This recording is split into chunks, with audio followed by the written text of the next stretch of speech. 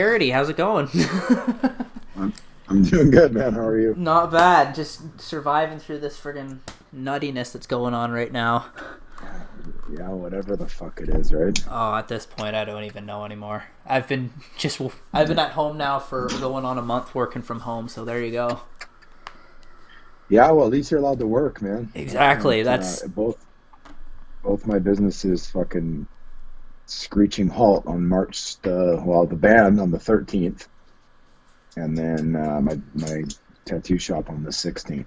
yeah. So I saw the Instagram post for the tattoo shop. That's fucking brutal. I actually had a yeah, tattoo scheduled up here for the 24th, and obviously that didn't go through. yeah, So that's that's just like. crazy, dude. So you got a book coming out recently. It's called Peace Through Nothingness. Something. It's nothing. Nothing available on like Amazon or anything like that. No, you know what? It's just a collection of just writing that I've done for years, like years and years, and I just have all this stuff, from like writing before album cycles to just like writing, like just my free writing stuff. And I'd hate to call it poetry because it's not poetry, I but understand. but right before this tour, I wanted to make just a book and like, just put some of it together into a little book and sell it at the merch table. But so I did that, and then sure enough, right before 3 hours before we got to the venue, we got the call that the tour was canceled. Jesus So Christ. yeah, we drove 4 days straight to Philly, and then 4 days straight back. So it was didn't even open the trailer once.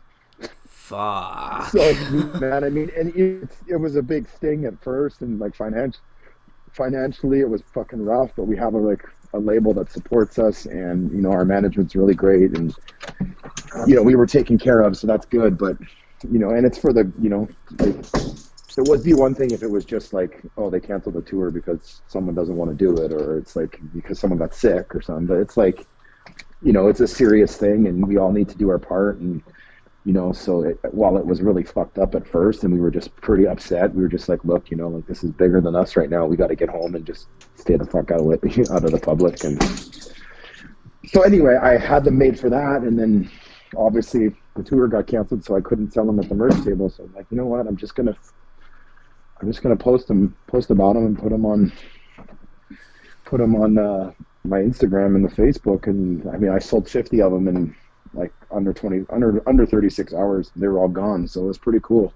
I am one of those people who bought one of them. Awesome, man. Yeah, that's awesome. Oh yeah, I'm actually really excited to read it, because you really the stuff you were writing about it on that post there, just like more insightful to like the lyrics and the stuff you've been writing on all three albums. It's definitely something I'm very interested in as a fan, but cool. As a writer myself, like it's definitely something that fascinates me, just seeing how other people, especially people I admire in the industry, be it music or be it writing, how they conceive their writing process, and how they come to their going from something just like sketches in a notebook to eventually like a song or a book or whatever.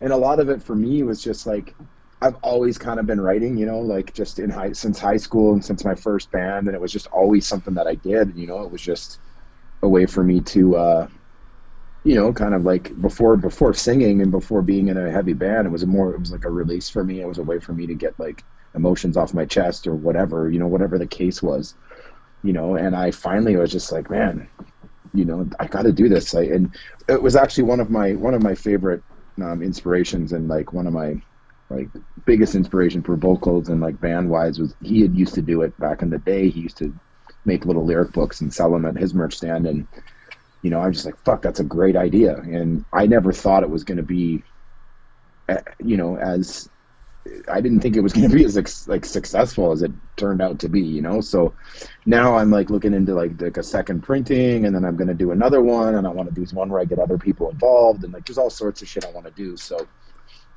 it's pretty cool, man. It's a good way for me to let people understand how my mind works, and also try to make a little bit of money on the side and subsidize the cost of being in a band. Yeah, no doubt. But you also own a Timeless Tattoo in Hollywood, is it, or is it I just? do, yeah. You, It's considered Los Angeles, but it's literally it's in Hollywood. oh, It's okay. like it's just not in like the tourist trappy like I get you. A little bit off the shitty part beaten of Hollywood. path. Yeah, yeah, it's not like the shitty part of Hollywood. Part where I'd probably end up hanging out. Yeah, yeah, I mean that's the tourist area. That's where people want to go. It's Yeah, all good. exactly. So what's that like owning your own tattoo parlor? Um, it's been a fucking. I mean, like any small business, man. It's never easy, and if I knew then what I know now, I probably wouldn't have done it. It's like it's a lot of work and it's a lot of fucking time and stress, and like everything else goes to the side. Nothing else is more important when you're opening a business. Like that's the shit that has to come first, and relationships. Everything is second to it. So it's definitely been a struggle for sure, but now in the last 4 years or 4 or 5 years, it's been really good. It's paid off, and it's doing well, and the hard work is finally showing. So Yeah, definitely. yeah, Definitely a yeah. work in progress sort of thing. You can't just pick it hmm up and just say, well, I'm going to do this now sort of thing. I mean, some people do. They'll buy a shop that's like somebody's like, I've had enough. I don't want to do this anymore, and they'll sell their shop, and like you could just pick up where they left off. But you're dealing, if that's your situation, then you're kind of picking up about someone else's problems, so Hmm. and you got to like do it like that. So this is from the ground up. I built the walls, I built the fucking counters, I did the floors, I did the ceiling, I did everything. So it's mine, and it's how I wanted it, and it's great. We have a really good crew, and everybody's awesome, and we all get along, and we just like to go there and make tattoos and talk shit to each other and have fun. Fuck yeah, that's awesome. Yeah, Sounds like a yeah. great place to be. Yeah, it's good, man. I definitely wanted to. I didn't want to do a typical like Hollywood tattoo like street shop. I wanted LA like. Ink shit. Yeah, well, I mean that's a nice shop. No, like, it's a really really cool shop. It's in a cool area. But they have their crew that Hmm. works as tattoo artists. But then they have when there was a show, they had the whole separate crew that was the show. So like the people that actually worked there were completely different than the people that were on the show. The people that were on the show weren't even employees of it's called High Voltage. Oh, okay. I get you. I get So you. yeah, it was like it was completely done for TV, and that is what it is, and it's all good. Like she keeps fucking super successful off of it, and good for her. Amen. But You gotta make your bread yeah, yeah, somehow. yeah. No, no, she's a great tattooer, and I don't know her personally. I've met her a few times. She's always nice to me, and Nice. yeah. So What got you into it in the first place?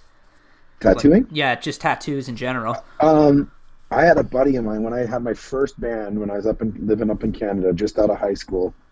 The guitar player for that band, his cousin, was it his cousin, or I can't remember if it was his cousin or his cousin's friend or his brother's friend or something.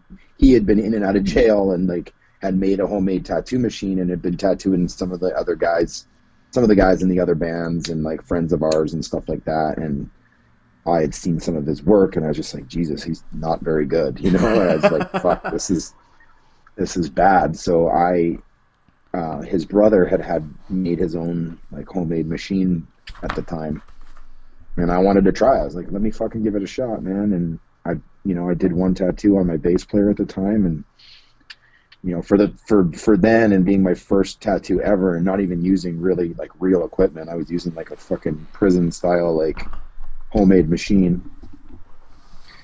It was better than the stuff that this dude had been doing for 5 years, So I was like, "Fuck, man, I can use it. This is kind of cool." And I instantly fell in love with it. Like I was instantly like, "Man, this is awesome," because I was an artist, and I loved to draw in high school, and I just was like, "Man, I could have, this would be really a good way to have fun and like do cool shit and make art." And so I did that for I don't know, a year or so, something like that, and just like working on friends and doing stuff. We'd be partying or whatever, and just doing stupid shit. Like definitely shouldn't have been doing what I was doing by any means, but I don't know. It just turned into something, and then at that point, I asked my parents. I was like, "Can you guys help me out, get an apprenticeship?" And they said, my dad was just like, "Yeah, find a place that'll teach you." And I found a shop in my hometown, and they took me on, and that was it. And Jeez. then I did I worked there for a couple of years, and then I moved out to Vancouver to pursue farther and like music and all that kind of. Because tattooing and music, obviously, they go hand in hand. It's always been something that rock stars and rockers always had tattoos, and that was kind of like my first like fascination with it, because I grew up loving Motley Crue, and Motley Crue had tattoos. And the line really kind of blurs there sometimes with it the does. tattoo artists and the rock stars, especially just how close they are together. For sure. And the problem is most of the guys from back in the day have really shitty tattoos. Oh my God. Because they're getting tattooed in the early 80s and the 70s and stuff, when it wasn't near the fucking $1 billion fucking business it is now. Like the ones Lemmy had in his forearms, just watching him getting those touched up again was just like, Jesus Christ, those are some rough looking tattoos. Oh yeah, like holy. The stuff that, I mean, Tommy Lee went and started to get Greg James is a real pretty famous tattoo artist here, and he does a lot of really good big Japanese work, and so Greg was doing really cool stuff.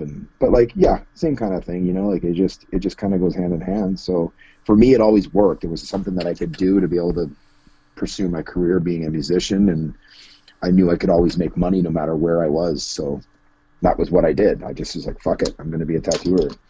And it was rough at first, man. Like I struggled. The place that I apprenticed at, I had a job in Edmonton, and my hometown. Where are you from? I'm from Owen Sound. I'm in Ontario.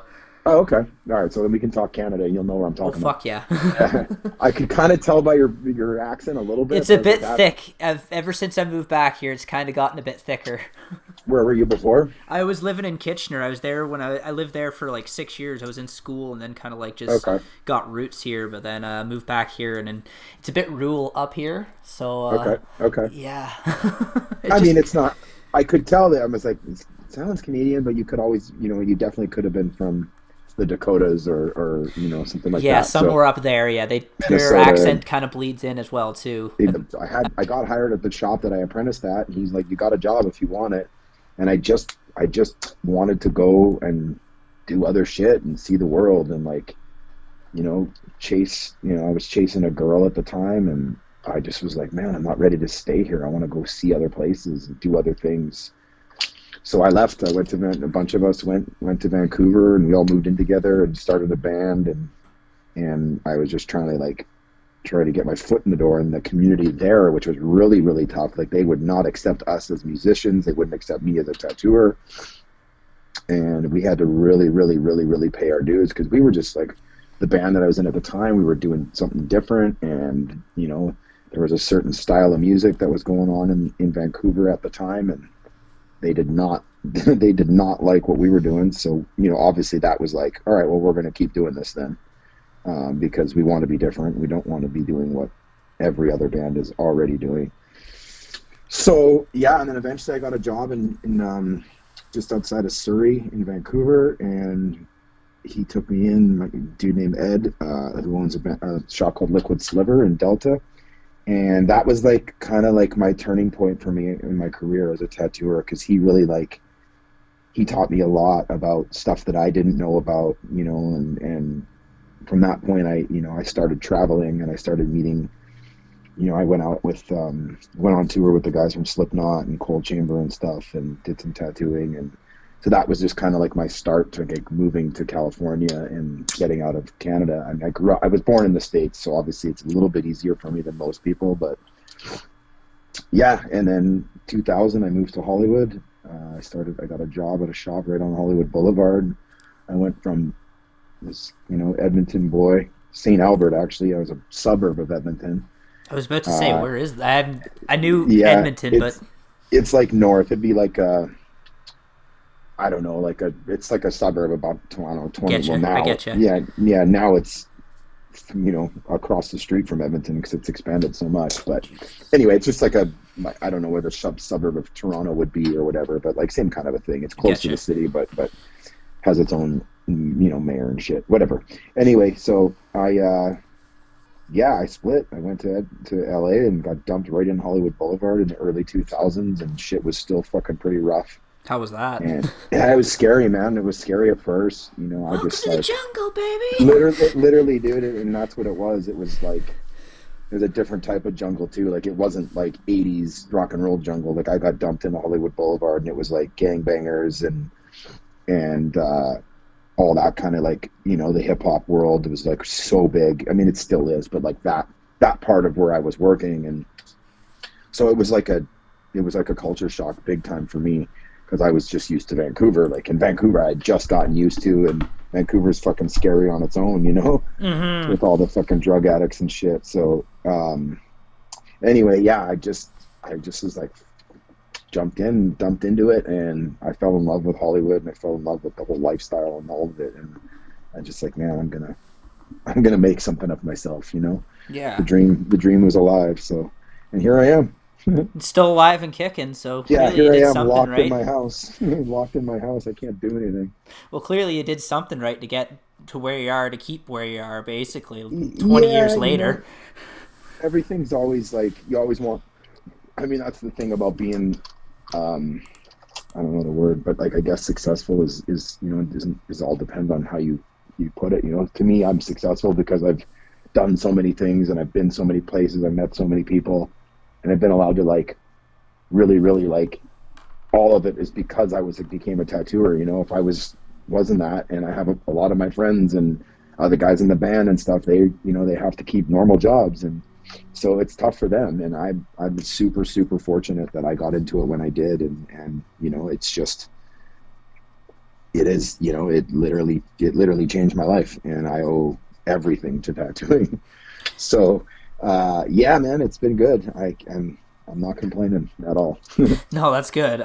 Do you have any favorite pieces you've done on like other people or on or favorite pieces on yourself? Fuck, probably. I'd have to think. Um, I've done so much tattooing, man. Like I said, I've been tattooing for 24 years almost. So I've done so much different styles and so many different things on so many different types of people. I've tattooed Howard Stern.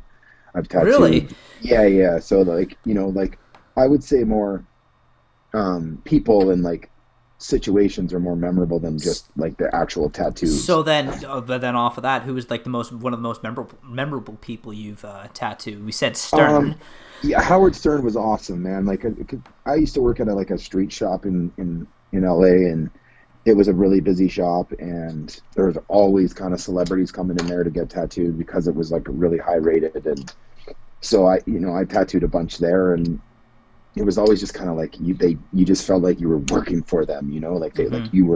you had to be like cater to them and be super nice and all this shit. And I just was like, what the fuck, like you're just getting a tattoo, I don't owe you anything. Like Mm-hmm. just because you fucking got on a TV show doesn't make you any better than me, or and vice versa. And I feel the same way about myself. It's like just because I've toured the world and seen a bunch of things and done a bunch of things doesn't mean I'm better than the guy that works on the rigs, you know. Yeah, exactly. So I just like, but when Howard Stern came in, he came into my shop. I had worked on one of my clients, a friend of mine. He was a carpenter in the TV industry, so he was working on TV sets, and he had built. His wife, Howard's wife, has a show called Women Caves, or she did back then, Mm-hmm. and it was basically like she was converting women's like a woman area, and instead of it being a man cave, it was like a woman cave where women could go hang out in their house. So she had this little TV show, and he was the carpenter on that show. He was building all the stuff like that she would like decide to do. So they were in town. Howard and her were in town shooting for the first season of is it America's Got Talent? Is that the show that he was on? I think so. Yeah, I and he's don't like, watch that stuff. yeah, I don't either. I don't either. But he hit me up. He's like, hey, dude, are you available to tattoo? Howard and his wife want to get tattooed today. Like, would you mind doing it? And I was like, fuck yeah, I do. So they came in, and he was just great, man. They were both super, super kind, super humble, and like he just like all he wanted to do was talk about me, asking me questions, and it was just like a really, really cool experience because I've had these moments where I've tattooed like other like famous people, and they just kind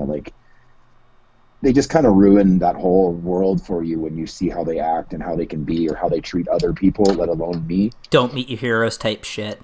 Yeah, just like I'm better than you kind of a thing, or like like I've had guys come in and just fucking talk on their phone while I'm tattooing them, and just like like I'm just like providing them a service or some Jesus shit. It's just like, Christ. you know what, dude, get off your fucking phone and sit there and shut up. You know, like it's not cool, dude. Disrespectful as fuck. Yeah, and he's Holy. just like, and he would like, yeah, I don't want to speak names because I don't want to like get myself No, into no, no, trouble, no and names.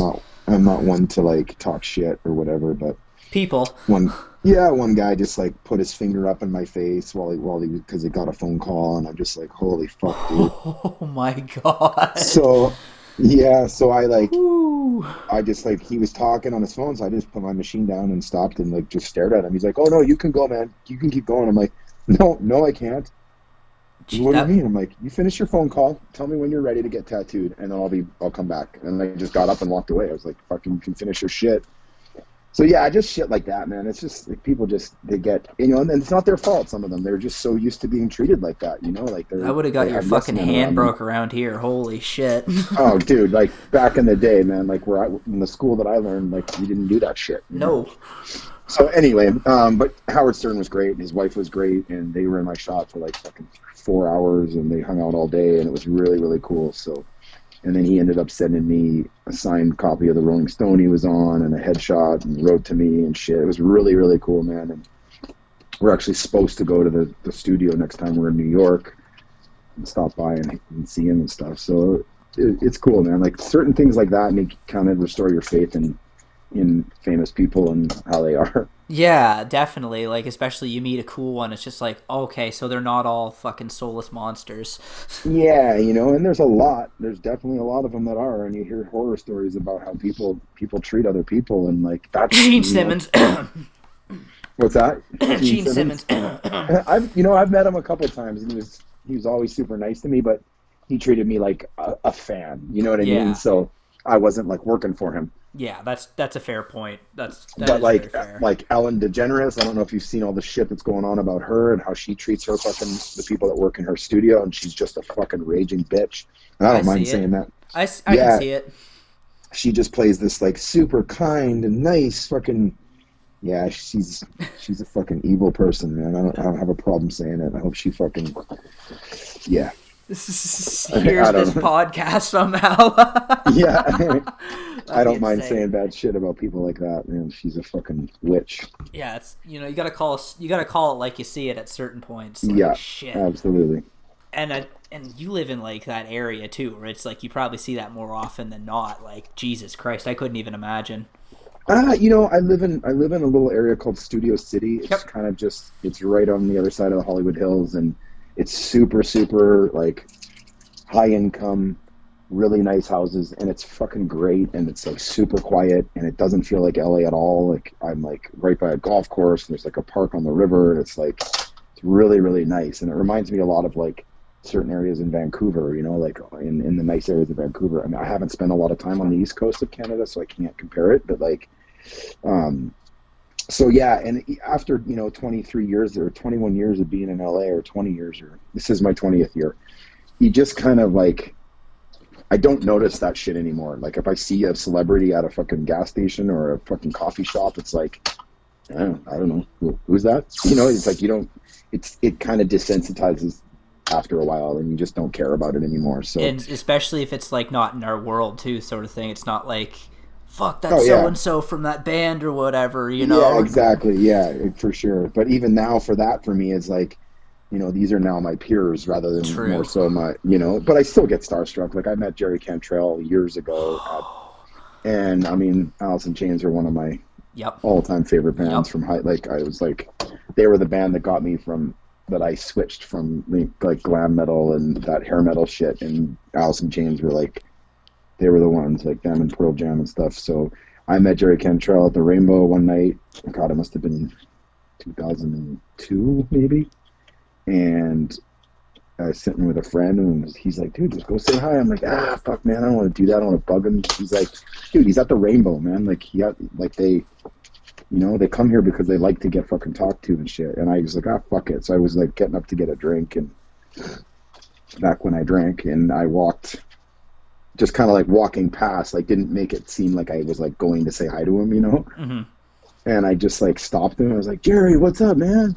And I just kind of pretended like I could already met him before. Mm-hmm. and he was fucking super fucking cool. He had just gotten a beer from the bar, and he's like, yeah, I'm sitting here waiting for friends, man, have a seat. And I sat and talked with him for like a fucking half an hour, and I was just like, man, that was fucking awesome. And it was just like, it was just really cool, because I spent most of my fucking high school years, and I still listen to Dirt. It's on regular rotation for me, like, Amen. still to this day. So like meeting him was like, that's like one of my, like, those songs meant the most to me. So it's like that kind of shit starstrikes me, because they've written music that has like literally gotten me through some of the worst times of my life, and like that's like, I want to, like, how did you do this, and like, how did this work, and so it's really cool. I feel that. I completely feel that. I'm kind of going through that right now with talking with you right here. But I've actually met you before, though. Where, on the Undead tour? Yes. It Yeah. was Guelph, 2012. 13. Was it? It was 2013. Yeah, it's all good. So my friends, they were like, "Hey, do you want to go see Hollywood Undead?" Because we're all big Hollywood Undead fans at the time. Man. Good shit. Whatever. And so we're just like, yeah. So we came up. I was still living in Kitchener at the time, so it was like 30-minute drive, something like that, to Guelph. Yeah. So we hopped in, and we were just there to see Hollywood Undead, and they didn't say anything else in the ticket about openers or anything like that. And then the first thing we see when we walk around the corner and go into like the actual venue was all like the merch and shit. And I saw your shirt, which I'm wearing right now, the Die Hipster Scum. Yeah. And I was like, huh, this is a different vibe than I was expecting here. Yeah, and totally. then as soon as you guys hit the stage, it was just like my jaw was on the floor for the entire time. I was like, where Awesome, the man. fuck has this been my entire life? Like, what? Like, Hell yeah. I'm pretty sure I told you this too. I was like, the same reaction when I heard Pantera the first time. Like, Amazing, what is man. this? Like, whoa. Like, That's couldn't awesome, believe it. dude. I couldn't believe it. Yeah, man, that was an important tour for us. That was our first big tour as this band. We've done a lot of shows, and like we were kind of like the local draw in LA and Hollywood for a long time. So we played with a bunch of bands like as local band. Mm-hmm. And then we got signed in 2012, and we did a couple of, like, we couldn't get on tour. It was like really, really fucking hard, because like just no one would take us out. And I've been friends with those guys in Undead since they were all fucking 18 years old. I tattooed Jarrell when he was 17, and so I've known them all for a really long time, and they're really good buddies of mine. And Maddie is one of my best friends, and he's no longer in the band, but he's always been championing my band and helping me with anything I do. So they were just like, dude. He wore your shirt on there was a live, like they were on a TV show, and he was wearing a fucking Yeti shirt. I was like, damn. He wore it all the time, man. It was really cool.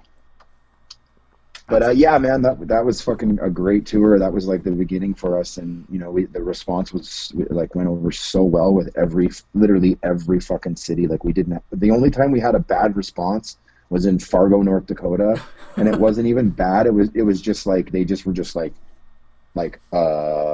they didn't know what to do, and that was sometimes we would get that because people are expecting an Undead type of band, right? Yeah. And so we come out but yeah, man, that was a great tour. We did 2 tours with them, and it was like some of the best times of my fucking life, man. Yeah, definitely. Like, yeah, they sound like a fun band to tour with. Oh yeah, dude, they're great dudes, and there was a lot of partying going on back then. And I bet. And on their end, so we got along really well I've been friends with those dudes for so long, and in the party scene and the club scene in LA and stuff. So yeah, where does the name come from, All Hail the Yeti? That's something I've always wondered. It started out as Yeti originally. Mm-hmm. It was a name that I had for a band that I was in with one of my best buds after right before we moved to Vancouver, after both of our original bands had split up. He was in a pretty, like, one of the bigger bands, like local bands in Edmonton at the time, him and my brother and stuff. So I was friends with them, and I had a band, and so we were all kind of like this connected kind of scene, right? And when they split up, my band had split up at the same time, and I was just like, dude, let's start another band. And we came up with the name Yeti, because we just like, it was just something cool. Him and I had always been like super into like the woods and like scary shit in the mountains, and just kind of like Deep Creek. Yeah, exactly. Exactly. It's an actual place. So, but anyway, yeah. So we that's where the name originally came from. But he had like thought of it, and so flash forward to 2007, I think I started the band, or six. We were searching for names, the guitar player and I just was like, how about Yeti? And he was like, fuck, he fell in love with it. And he's like, let's name it Yeti. That's fucking awesome. So that's what kind of happened. And then as we started to get a little bit bigger and more attention, our attorney is basically like, hey dude, like there's a band from London that's called Yeti. They're like a I don't know what I want to call them. They're like like an indie rock kind of band out of London, and Okay. they were on Sony Records, and they've been around for quite some time. And there was also a doom stonery kind of sludge metal band from Texas that was called Yeti. Go figure. So yeah, so we're basically going to run into legal problems if we didn't change it, and we're just like, fuck, man, that sucks. Like, because we all love the name, it fit the sound. It was just like we didn't want to change it, and at the time we had been like a thing that like kind of caught on during our shows is like I would get the crowd to chant "All Hail the Yeti." Mm-hmm. And so we like named our website allhailtheyeti.com, and then we had a shirt that just said "All Hail the Yeti" on the front of it. And at the time, it was like, dude, let's just name it "All Hail the Yeti." That way, we didn't have to change anything. All we had to do was just literally stop saying Yeti and add "All Hail" to all of the other stuff that we did. So it was a pretty easy transition. But like, "All Hail the Yeti" would be like, Yeti obviously is a mythical beast, a creature, a Bigfoot that people are terrified of it. The It's Wendigo. ominous. Yeah, well, the Wendigos are different, but they're the same kind of a thing. Like The cryptids. yes, exactly. And it's never really been. Is it real? Is it not? Like people aren't sure. Some people are diehards and believe in it. Some people don't know because they can't believe in something that they don't see. So it kind of was like, it just kind of fit with our sound and what we wanted to do, and like just this big ominous creature like this. It was more about the description of what it was than actually like the creature, if that makes sense. Because No, everyone's that like, makes sense. why don't you have a Bigfoot on your merch? And it's like, it wasn't really about that for us. It was more about like how terrifying this thing would be if you walked up on it, or the stories of it, how they make you feel, and like it's just kind of fucking scary. It almost sounds like to me like a cult surrounding it, sort of thing, Exactly, like a exactly. Cthulhu sort of thing. How they had that cult around it, but you didn't Yep, see Cthulhu himself. You just saw like the yep. symbols and the stuff. That's so dope. And just like bow to the Yeti kind of a thing, and that was kind of like what it is, like hail it, and it was really cool back in the day when we would do that in like a bar full of fucking 300 people are all yelling "All Hail the Yeti" in unison. It was pretty awesome. It's definitely an attention grabbing name. Like it's just Yeah, like, whoa, yeah. what's this? What's the Yeti? Blah blah blah. Well, and two, at the time, it brought us from being at the end of the alphabet all the way to the beginning. So like our publicists, they have their roster list. We're at the top every time that like someone needs to like, it's always that we're there instead of the very, very last. So there's something to say about that as well. So it just felt right, and we had to do it, and it was like, all right, and it worked out for us in the better. And the name just kind of like, it works better for us as All Hail the Yeti, and then instead of just Yeti. So Yeah, I agree. I have to say yeah, it definitely does. It's just something that, like I said, it just gets the crowd going. But it's just something that gets the attention too. Just hell the yeah, name and yeah. everything. And just this is something that I've just wanted to ask. Like screaming vocals. Like how did you learn like going about doing that sort of thing? Like just because Ah. you've got some wild screaming. If you haven't heard any of the music, it's some wild screaming like vocals. Like holy, like I've heard a lot in my time, but yours is definitely evokes like a definite fear, like That's awesome. in the listener. Like That was the goal. yeah, you Um, succeeded. it was never something that I like. I learned how to do. I can't say that. I learned how to do it by doing it. And lots of trial and error, and just not giving up, and just keeping at it. I definitely went over, like, you can hear the differences in my voice from Highway Crosses, from the first record, definitely. And that's just because I think over time your voice changes. From the time I was 20 or 28 to the time I'm 40. You know, it's like shit changes, and so it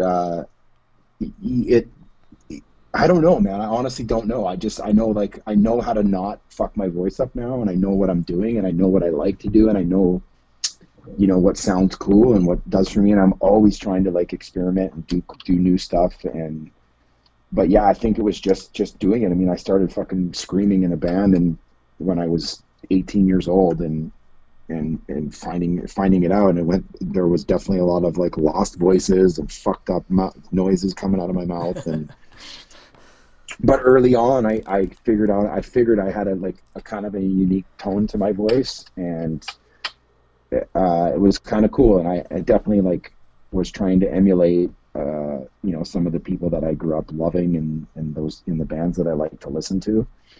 So, you know, there was definitely a lot of like, oh, I want to sound like this guy, you know, and oh, I wish I could sound like Phil Anselmo in this song. But over time, I found my own voice, and you know, for the longest time, I always would like I'd use an effects pedal, and like, because I didn't like the way my voice sounded like just on its own.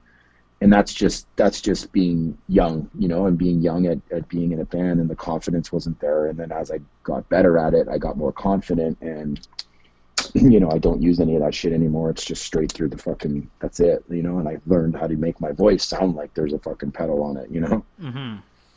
So yeah, man, it's just practice. That's all I can really, that's the only really way I can even like describe how it worked for me. Fair. That's fair enough. Yeah. It's just something I've always been interested in. Like, I've seen different people go through different ways of doing it. It's just something that's always fascinated me. Yeah, I mean, I don't have that ability. I mean, I think everybody can learn it, you know, and it's just a matter of doing it enough and practicing. Like, it's like anything. If you don't practice it, you're not going to be good at it. And that's it, you know. And I'm not saying that my technique is right or proper or anything, but I've learned over the years how to like not fuck my voice up anymore. And I can do a 40-day tour and not lose my voice.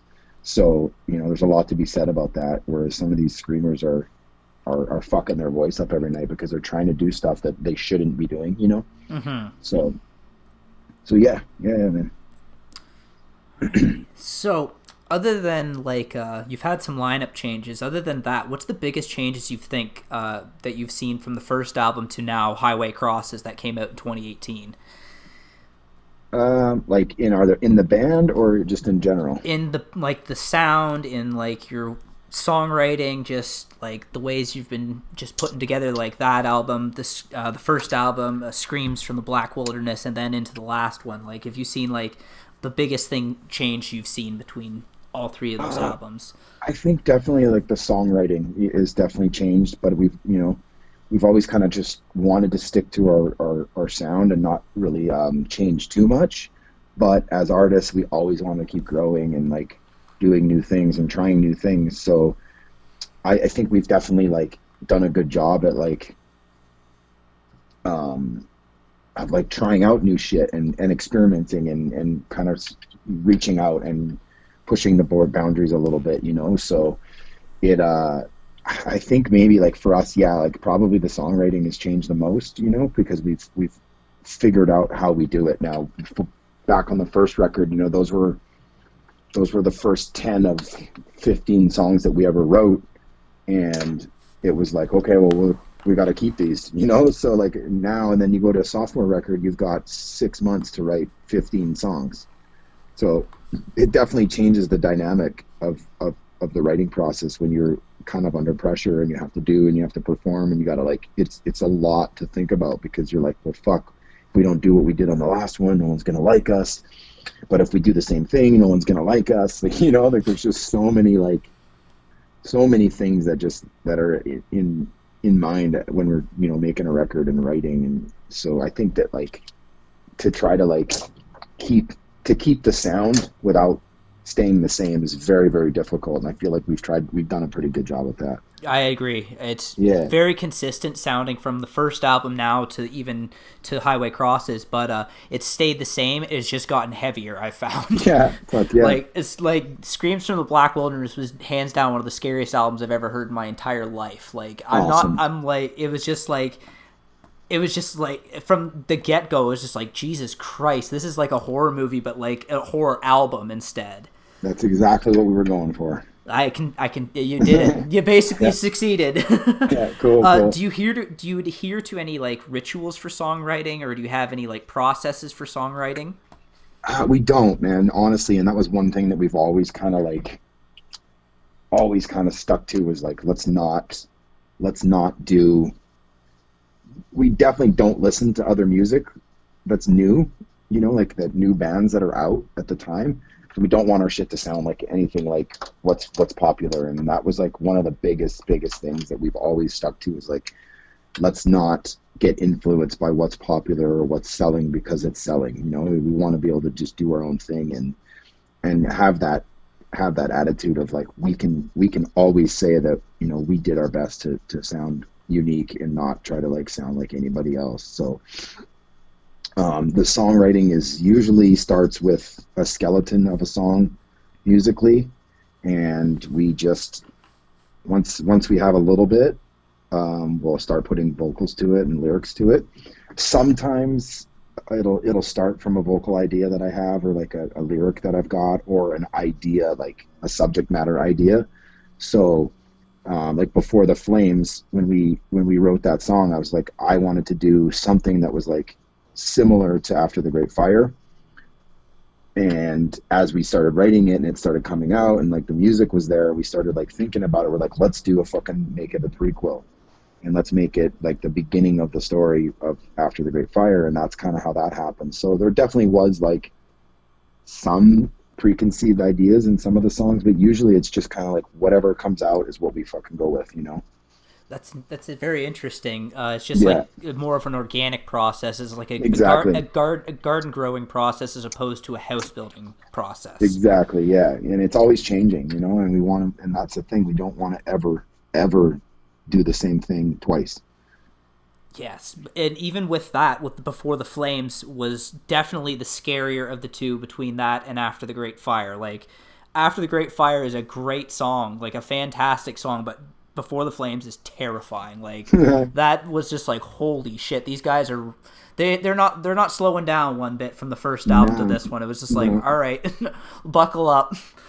Yeah, and the biggest thing too, man, is the lineup changes. That definitely, like, when Alan left, he wrote Highway or Screams from a Black Wilderness and Highway Crosses with us. So when he left, it was a big, like, kind of scary moment for the band, because we're just like, what the fuck are we gonna do? Like, that's a big hit on our end, and I didn't want to, like, I wasn't ready to quit at that time. I still had more to say and more to do, and and Junior and Nick were on the same page, and we're just like, well, we've just got to be really careful who we bring in, because we want someone that's going to understand what we want to do and be able to capture it musically and writing. And we brought Dave in, and the new stuff is like, the new songs that are going to come out are probably the closest to the first record that we've done. Okay. But still keeping in the vein of like All Hail the Yeti. It's a little less, I mean, I can't even say technical, it's just like a little bit more, it's a little bit less like metalcore kind of vibe than Screams or Highway Crosses is. I mean, I guess Highway Crosses isn't that metalcore, but I don't know. I don't know how to describe it, man, but they're great. The songs are fucking great, and they're really fun to play, and it literally like, it like brought some excitement back into the band after a rough kind of breakup, like it's like breaking up with a girlfriend when someone leaves the band, especially someone like that was like as integral as Alan was. And it was a big hit, and we were just kind of pretty scared. But now Dave's come in and he's just fucking killed it. Like we recorded 8 songs, and it's just like, there's like, right now they're my favorite that we've ever done. So that changes every time, I guess. yeah, but it's good to hear, like, especially like you said, it's like, it's a big shakeup, like trying not to be discouraged through these lineup changes. Oh yeah, like, dude, there's many times we're all just like, let's fucking quit, like, I've had enough, or whatever, it's like, we can't do this anymore. Like, it's fucking hard, because you're just like back at the fucking, you get 10 steps forward and then take 20 steps back, and it's really, really disheartening, and it's hard to like recover from something like that. It's just truly the love for it then that keeps you going then. That's it. That's exactly it, man. It's, like, I think at some capacity I'm always going to make music, regardless if it's in a touring band or not. Like, I don't think I'm ever going to stop. So, because it's so important to me, like, mentally and like, and physically, it's like a lot of like release. It's like working out kind of, you feel so much better after you do a live set. And so, it's all important. So you guys played Vacant Festival 2018, correct? No, No, last year. 19. Yep. 2019. You played it Yep. in 2019. So how was that? Man, that was a fucking dream come true. We've heard of that festival. At least I have, since I was like pretty young and fresh in the music business. And it's kind of like the Mecca for metalheads. yeah, it's a big one, man. And our one of the guys that saw us on the Life of Agony tour, he worked for the company that put on the Life of Agony tour, and he saw us like at one of the shows and like literally fell in love with the band. He's like, man, he's like, it's been a long time since I've been around for an opening band, and he came back like 4 more times on the tour, because we were in Germany, so it's like pretty close to go to the shows. So he's just like, you guys are the, like, anyway, he's just like, I want to help you guys and I want to work with the band. And by the time we got home, and within a couple months, he had gotten us on Vacant, because they do Vacant, and it's like their festival. So yeah, man, and we just like, you don't really know what to expect. That's the first kind of, like, we did Muse Inc. last year too, which is like the big tattoo convention that Travis Barker puts on. Oh, nice. And so they have bands. We played with Bleeding Through, Hatebreed, Suicidal Tendencies, and Throwdown. So that was really cool, and that was like a big, a pretty big festival. We've done festivals before, but like Vacant was like, that was like the beginning for us. Like, it was like nothing we expected. We played in this weird like kind of tent, indoor, like it's like a tented area. And when we got in there, it was, they were doing some like battle of the bands at the time. So, and there wasn't very many people in the tent, so I was just like, fuck, man, this is gonna suck. Like, we're not on the main stage, or we're not on any like popular, like, known stage. And it was one of the original, it was called the History Stage. It was the original stage from the first like 5 Vacants. Okay. So when these guys first started putting on, it's a couple buddies that started this festival in the town, in the village of Vacant. And it started off really small, and they had this stage, and so they brought the stage back and rebuilt it. And it was like a stage that was on the festival this time. So they had this battle of the bands going for the better part of the day, and then at whatever time at night, it changed into like proper bands playing. And we were the second band that wasn't in the battle of the bands. So it was really cool, man. When the last band finished from the battle, we were just like, fuck, man, there's nobody in here. And by the time we like stepped out onto the stage, it was fucking packed. There was like 3,000 people, and it was just like, holy shit. And it was like people singing along, wearing our shirts, and I'm just like, where the fuck did these people come from? You know what I mean? It was just really, really surreal, but super awesome and super exciting. And that was like the defining moment for that tour, because like everything from that moment forward was just super fucking awesome. Yeah, that's it was awesome, man. Like it's hard to even really like explain to somebody like how cool that is to do something like that. Like, there's nothing like it, like being on stage in front of that many people, and that's like not even that many when you think about it. So it was great, man. It was one of the better moments of my life. And you toured Europe with that one too. Is there any other highlights of that tour that stick out to you as well? Yeah, we did a bunch of festivals on that tour. We did Summer Breeze, which is in Germany as well, and the same kind of thing. We played this like outdoor stage that was like, it was in the campground for the festival, so it was like kind of outside sort of. So we're just like, oh fuck, who's gonna be out here, Yeah. And again, by the time we got on the stage, it was fucking packed, and it was like, I'm just like, where the fuck are these people coming from? And then now that restored my faith, and like maybe these people know who we are and they're excited, and but yeah, it was great, man. Like the whole tour was positive, like the whole time. It's just like a really good fucking energy. And then we did Bloodstock, which is a really super popular festival in the UK. And that was, we played first on the Sunday on the main stage, so that was pretty cool. Yeah, it's just all like all really awesome, man. Like it's hard to even, like I said, put it into words, like how Did cool an one experience it was. country did one country stick out for you, for good or for better or for worse? I like the different countries for different reasons. I really love the Netherlands. I could easily see myself living in the Netherlands. It's very clean. The people are super nice. It's very like forward thinking. Hmm.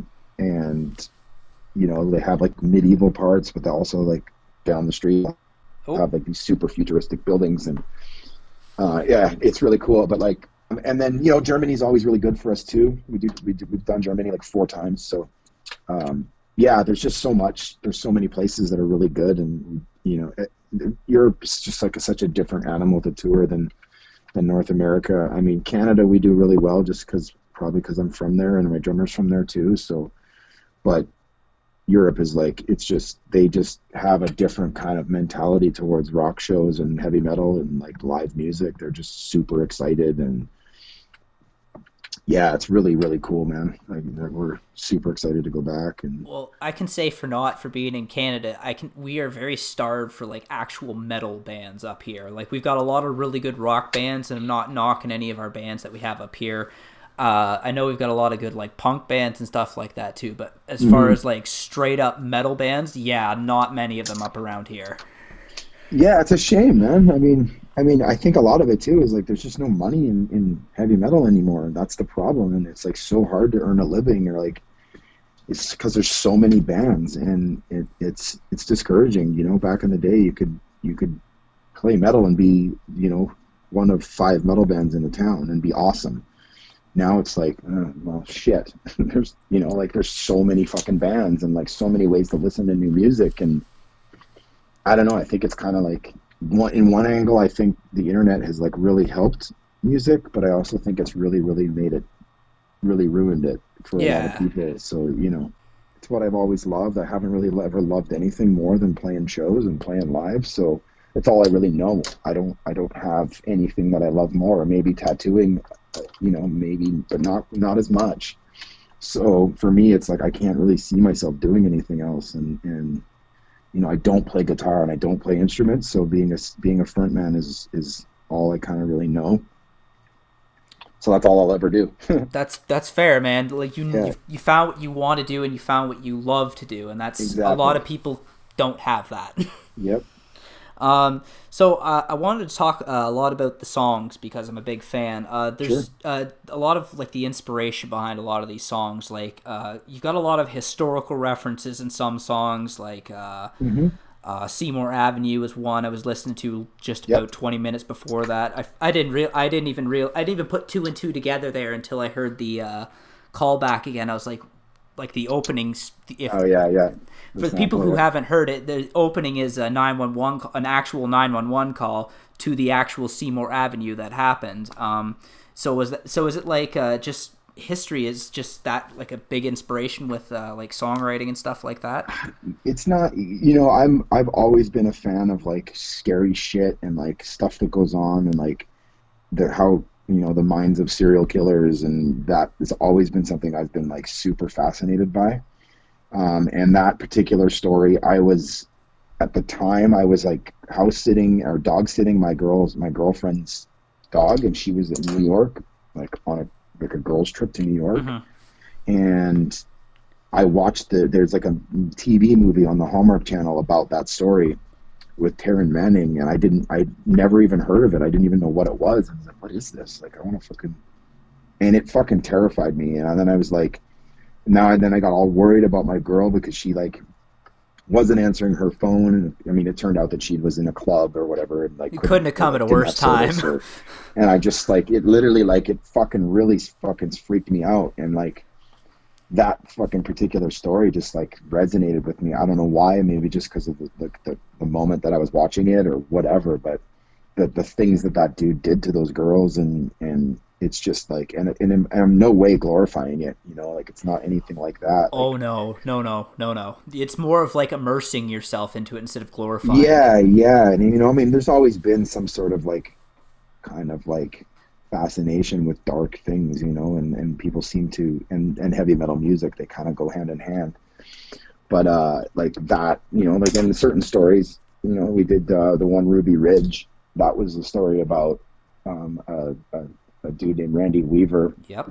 and that was really close to me because I grew up in that area, and Deep Creek is like right around the corner from where that cabin was. Really? So yeah, we used to, as a family, our two families would go there and spend summer vacations in Deep Creek, which was like a little like kitchenette hotel, like resort with a pool, and it was like right on the river. Deep Creek was more like a river, and so we, you know, the other families would be there. The dads would go golfing. The kids would play in the, you know, play in the woods, up in the mountains, go swimming. It was like a cool little like a cool summer vacation spot that we'd always all go to, and it turns out that Ruby Creek Road and Deep Creek Road, or they meet up, and Ruby Creek Road goes up to Randy Weaver's cabin. So years later, like we found out that that was like right there. So it was always like kind of like pretty close to me, you know. Have you gone up and like up into the cabin area or anything like that? I Being up went there? I went in 1997, I Yep. think, or 96. I drove from Edmonton to Spokane to see a band called Acid Bath play. Yep. They were playing in Spokane with DRI on the DRI tour, and we always stop in Deep Creek on the way just to, like, you know, reminisce and nostalgia and check it out. And um, we tried to get up to the cabin, but the road had like basically been dug out because it was after the standoff had happened. Mm-hmm. So they basically like dug the road out so people couldn't get up there Oh, that's fucked anymore. up. Yeah, they basically, because it's like up a steep hill, and it was winter time too, so I wouldn't have been able to, get up anyway, because you need a 4x4 at that time of year. Interesting. There's probably nothing left up there, anyways, but The cabin is still. still, I believe the cabin is still there. I believe that they left Really? it. They just split, you know. So don't quote me on that. I could be wrong, but I'm Wow. pretty sure that they just like, when all that happened, he fucking sued the government, won, and split to Florida. Would you blame him? So Frankly. no, fuck no, no. I mean, I'm not one to get involved in like conspiracy theories and shit. And I'm not saying that he was innocent completely and all of that. Like, he probably did some stupid shit, But but like the FBI and the National Guard definitely, like, they went way too far, and you know, they shot his fucking wife, and you know, killed his baby boy, and it just really fucked up shit, you know. And this like from a dude who just wanted to be left alone, yep, that's all and it was. yeah, and it's like, it's actually kind of reminiscent of things that are happening nowadays, and um yeah, so it, you know, it was cool to see that. So like there's that, and then like, what else do we have? I mean, Wendigo, that's a, you know, that's a folklore story. I've So got it's, that on my arm actually. oh, you The do? the first album cover of that it's like a Wendigo skull sort of thing, and I've got Yeah, that. yeah, like the deer skull. Yep. Yeah, I've got that on my shoulder. Awesome. Um, After the Great Fire, was that like inspired by like the Great Fire of Chicago or anything like that, or was it Not, just no, not at all. okay? That was just we kind of came up with the story that of a like a I don't know, like a boarding school that was being run by these satanic nuns. So under, you know, during the nice part of day, they were like these super nice nuns that were taking kids in and like helping them, and but in actuality they were using them for these fucking sacrifices. Jesus Christ. So they were using them for their satanic cult. And that was a completely made up story. It just happened that After the Great Fire worked for the chorus, for the line, for the vocals. So that's why we named it that. But um, so that story basically, like, these nuns were using these kids for their fucking satanic whatever ritual shit, and they ended up, whatever, they were going to get caught, or they wanted to disguise it or hide it, so they set fire to the building. It was like an old, like, big old like, which you would have been a mental, like an old mental asylum back in Yeah. the day. they set fire to it, thinking that they were going to kill all these kids and make it stage like a fire, and they ended up killing themselves too. So they all died in the fire, and then after the Great Fire would be the kids have come back, and and the nuns, and now they basically haunt the place, and they're ghosts that live there now. And that's that intro, The Weak and the Wounded, too, right? Yeah, that's from a movie, and that just kind of worked with it. What movie is that from? It's a movie called Session 9. Okay. Yeah. It just kind of like worked, and I always wanted to. It's one of my favorite movies, and it was just something that I wanted to use in the song, and that particular one it worked for. So, and then Before the Flames would be the prequel to all of that. Yes, and that's like the moments leading up to the fire, basically. That's fucking so cool. I'm so glad you got that to explain that to me, because that makes so much more sense now listening to it back. Yep. Because I always figured it was like I always figured it was a historical reference or something like that, because you have songs like Ruby Ridge and stuff like that. So I figure, this is just another reference to that. But that's so much more interesting, though. completely made up, man. That's amazing. And then Deep Creek is obviously based around, like you said, where you live, but it's all about a Yeti encounter or a Bigfoot encounter. Bigfoot, it's like dudes camping in the woods and they get fucking attacked by a Bigfoot. Legit, that's all made up. Legit, one of the most terrifying songs I've ever heard in my life. Like, it's Jesus Christ. I think that was the second song that we ever wrote. Really? Yeah, it was like the second or third. I think the second, and that became kind of like our like anthem or our like moniker song. Like that was the one that was like, we don't really play it much anymore, but I like playing it. It's a fantastic song. Yeah. And then Plague Dance, that's just based on the Black Death and stuff like that. Yeah, the Plague Dance was, if you look up Saint Vitus. Yep, it's when they were in like the very throes of it. They'd go into like this absolute like fit, basically. Exactly, hypnotic state, a mania of some sort. Mm-hmm. So that's what that was based on then. Yeah, exactly. Just reading, and it's crazy. When that album came out, I was reading. I was actually just listening to a Dan Carlin podcast called Bubonic Nukes, talking about all about the plague. So it was kind of like it just fit in there, and it was just like, man, these guys, they nailed it with this one. Like it. Yeah, that was a good one. It places you right in the middle of it. It's just like Jesus Christ. Mm-hmm. Yeah. I could literally just sit here and talk about your songs all day. Yeah, it's all good. Fanboying out a little bit. Don't worry about it, man. It's all good. What other ones we got? And then from the new album too, like Nuclear Dust as well. That's a fucking heavy one. And then Anti-Social Media, I think, is probably that, and Slow Season, I think, are my two favorites off the new album there. Yeah, Anti-Social Media didn't really it didn't take off like we were expecting it to, and it didn't become anything like. We just, some songs, when they're in the beginning stages, you think they're going to be like the big ones on the record, and for whatever reason, it didn't, I mean, that's just our opinion too. Like, if people love it, that's great, but like, it just didn't it didn't convey the way we thought it was going to as a song. So that was a bit of a disappointment for us on that, but I still like the song. It's a great tune, and it was a fun one. Nuclear Dust was another like just kind of made up story basically on what would happen if like after nuclear fallout, and that kind of a vibe. Yeah. And then Slow Season, was there any particular inspiration behind that one? Not really. I mean, that was just more of like kind of like basically like Slow Season to me was that time after something like bad happens to you, and you're kind of just in that liminal space of like not knowing what to do with yourself.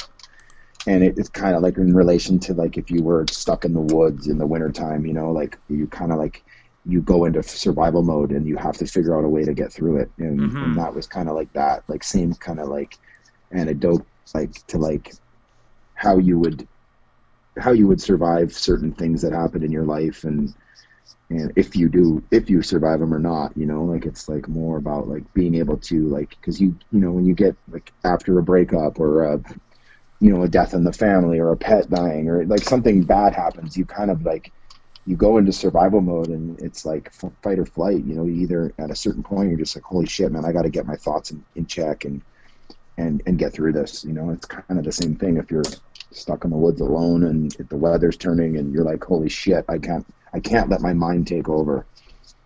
I understand that. That's Yeah, kind of what we're going through right now. exactly, man. Like, and I'm noticing myself too. Like, I've been like having to keep myself busy with art and drawing, and just because I don't want to get wrapped up in just like watching movies and playing fucking PlayStation and just doing what would be easy, you know. So Yeah, I'm in the exact same boat as you right now, man. I did want to ask yeah, about the Art of Mourning, the video, the music video for that. Like, you basically shot yeah, the music video is basically like a visualization of the story in the song itself. yep. So the process of that, how was that? It was good. It was a buddy of mine that I'd been friends with for years. He was in the film business, and he wanted to get into he was doing videos for bands. And I just kind of, you know, it was on our first record, so we had a little bit of a budget to do a video. And I told him what I wanted, and he's like, yeah, man, that sounds fucking great. Let's do it. And he kind of took it all in his hands and did it. And it was really fun. You know, we were new. It was like a new experience for us. Like, I'd shot videos in my other bands before, but this was like, you know, at a different level for us. So it was really cool, and we had a great time, and it looks really good.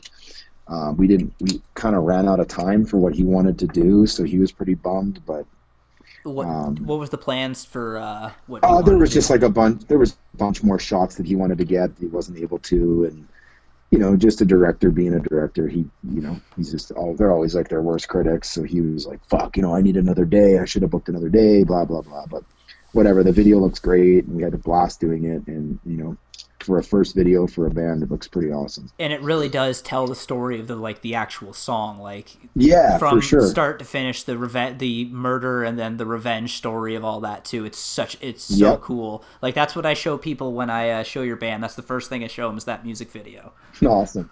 just because it's just so That's awesome. great. Talking about it, Mr. Murder, that is the song you were talking about. You collabed with from Brock from Brock, 36 yep. Crazy Fist. Yeah, Yep. is there a story behind that song? Yes, that song was written about my best friend that passed away in 2015. He, when I was telling you about the original Yeti, he was the one that was in that band with me. He was in another band with me for like almost 10 years. So he was like, him and my brother grew up together. They're the same age. So he was like a big brother to me, kind of, you know, like he was my older brother's best friend. So he was always around. But he was, yeah, it was supposed to be like more of a tribute to him, like when we were writing it, because he was still alive. And Brock had flown down to do the vocals, and it was going to be like a surprise, and we were going to put it on the record, and you know, but he ended up passing away the day that Brock flew in to do vocals. Jesus. Pretty crazy. Yeah, he'd been sick for better part of his entire adult life and childhood. He got cancer when he was really young, and so he was, you know, a fighter for sure, and did a lot, saw a lot, was able to, they didn't think he was going to live past 18, and he lived to be 40. So he had a good life considering. So yeah, and that was just more like a tribute to him. That's what it was meant to be. And then it's supposed to be like a tribute, and it ended up being a memorial for him. So Yeah, man. yeah, It's a fucking great song. it's definitely one of our favorites for sure. You really did him justice. I'll say that for sure. Yeah, thanks, man. I never met the guy, but from what I could tell, he seemed like a badass guy. Yeah, he was the best, man. He was just like, for someone that had been through so much shit and so much pain and fucking bullshit with health, and he always found a way to like make other people laugh, and just a fucking great dude. And you know, very, very, very, very inspirational and influential to me and to the music I listened to. And he was always introducing me to bands, and some of my favorite bands I would never have known about if it wasn't for him. So yeah, man. In balancing the tattooing and the music, what do you find has been your biggest challenge with that?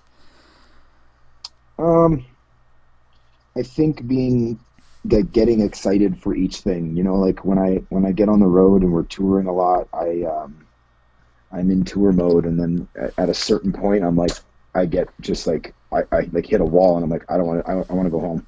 You know, I want to go back to the shop and I want to get tattooing and be at the shop and do tattoo shit. So, and then vice versa when I'm home and I've been home for a long time, and at the shop every day and tattooing. It's like I need that duality in my life because I would go crazy. I need the change, you know. I need to like change it up and be able to like leave and go tattoo and or go tour and vice versa. When I'm on tour, I gotta go home. I want to fucking be at the shop and making art and that kind of shit. So it's hard juggling the two, you know, because like luckily now I have a good crew and I have people that take care of the shop while I'm gone, and so yeah, it's great, man. Like I can't. I don't know. I don't really know if there's anything hard about it anymore. At first, it was hard, you know. Just starting out and It was whatnot, and definitely trying to get. difficult. Because the bills had to be paid, and if there wasn't enough money coming in, I'd have to like pay out of my pocket while I'm on the road and stuff. So it definitely, you know, because we all know how much money you're making when you're on the road in a metal band. Oh yeah, I can only imagine. Yeah. So, have you had a band that you've toured with that you'd say would be like your best band, like the favorites you've toured with, like a favorite you toured with? Jesus Christ. Yeah, we've done a couple tours with 36 Crazy Fists. Yep. They're a band from Alaska. They are dear friends of ours. Brock sang on our record, and they're like our brothers, man. They've taken us out a couple times. We went to Europe twice with them, and you know, so like getting in a bus with them, it's fucking just so much, just a fun time the entire time. And Life of Agony, I grew up listening to Life of Agony. They're one of my favorite bands when I was in high school, and to be able to like tour with them in the capacity that we have has been really, really cool. And you know, they're super nice people. They took us in and treated us really well. So yeah, I mean, there's a list. I mean, In This Moment were great to us, old friends. Hollywood Undead, super cool friends of ours and super fun to tour with. We really haven't had a bad time with any of them, to be honest. I mean, there's bands that like on tours that were just like, we don't really like vibe well with them or whatever, but it's nothing bad, you know. It's just like, we get along better with this band, and sometimes with the crew and stuff than more so than the band. But we get along with everybody, man. We try to like, you know, make sure that do our job and we're not in the way, and we're quick and we're efficient and tour properly and be professional. Is there a band out there that you you haven't toured with but you would love to tour with? Oh yeah, Down, Mastodon. Fuck, there's so many, man. Like, Alice in Chains. There's a band out of Florida called Ether Coven. They are some of the guys from. They were in a band called Remembering Never. They're kind of a hardcore band from the early 2000s. They're really cool. I'd really like to do some stuff with them. They're kind of like sludgier, like heavier, kind of sludge doom kind of shit, but like really cool. I don't know. You know, I don't listen to a lot of new music anymore. Like it's hard for me to like really get into a band that's new because I'd like not really. For me to like love a band, I've got to like love every song that they put out, and it's been a long time since I've heard a record where I've liked every song. I'm pretty well the same way. Yeah. Unless I've seen them, unless it was like a thing where I saw them live or something like that, then it was like, okay, these guys are really good, you know, sort of thing. Yeah, for sure. And like, I definitely have the bands that I love to see live, and I love them, like, love watching them live, but I don't listen to on record. Like, I don't. It's, you know, I'm listening at home and sitting at home and listening to music is more like a time for me to like focus and do art, or like, you know, I don't party anymore, so like that whole like party tunes is not something I do, you know. Yeah. So yeah, I mean, there's definitely there's more coming, but like, you know, if I had dream tours or something like that, I Hate God, I really love. They're one of my all-time favorite bands. Yeah, COC. Ooh, that would be a good one. Yeah. That would be a really good one. Clutch is a really big favorite of mine. I really love Clutch. Fuck, I don't know. There's a lot, man. Oh yeah. Well, as soon as you said Down, I was like, all right, I'm in. I'm in. If that was a thing, I'd buy tickets to that. Holy shit. Yeah, fuck, So would I. Good shit. And it's funny you mentioned Acid Bath there. You were the one who actually got me into Acid Bath. You mentioned in an interview or something about their album when the kite string pops. Did I say that right? Yep. And I was like, I've never heard that before, and I listened to it. I was like, holy, this is some shit. This is some good shit here. That's the best shit. I mean, I still listen to that record like just about every day. Like it's, you know, everybody has the one record that like one or two records that changed them or defined them, you know, and that was it. Like Kite String Pops and Pagan Terror, both records of theirs. They were just super, super ahead of their time, and unfortunately, right after their second record came out, their bass player was killed by a 3-time drunk driver.